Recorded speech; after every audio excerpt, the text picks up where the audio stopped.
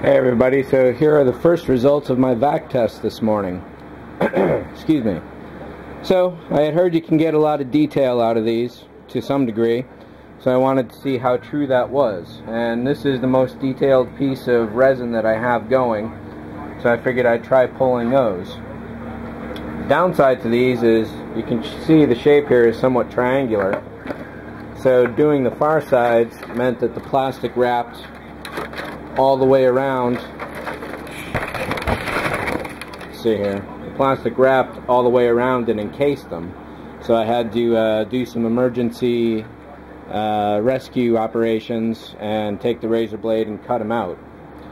The resin itself doesn't appear to be damaged, but applying that kind of heat is not something I'd want to do repeatedly, so I won't be doing that at all. This was just to test out the details. So the insides, I mean, it came out fairly detailed. Maybe if I make a mold of this, I'll get some better detail than the outside of this. But I was definitely surprised at how this went. And all these streaks in between the pieces are called webbing, and that's something that can be avoided. But for the very first test pull ever, I'm pretty psyched about that.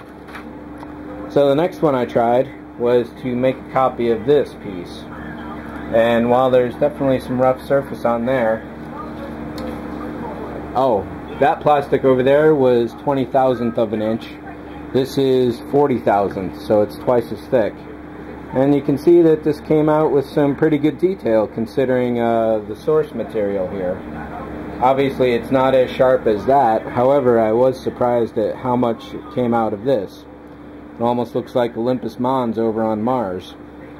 And again, the backside is more detailed. And let's move on to the third one.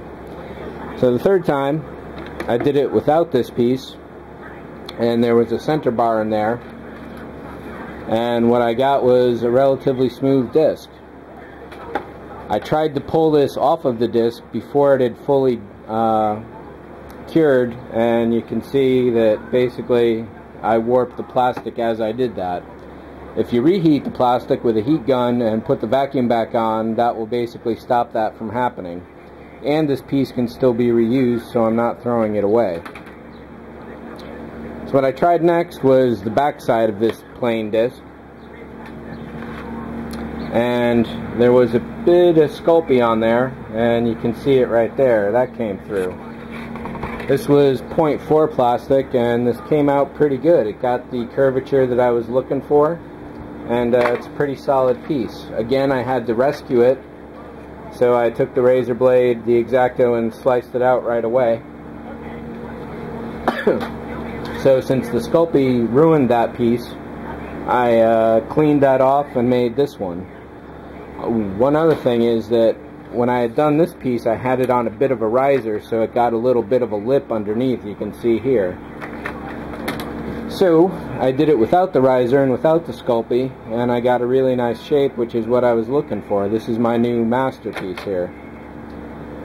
And then I decided to do it on a semi-complex piece, but not so complex that it would come out weird, so I'm trying this here, the cockpit, or part of it, from Eagle Transporter.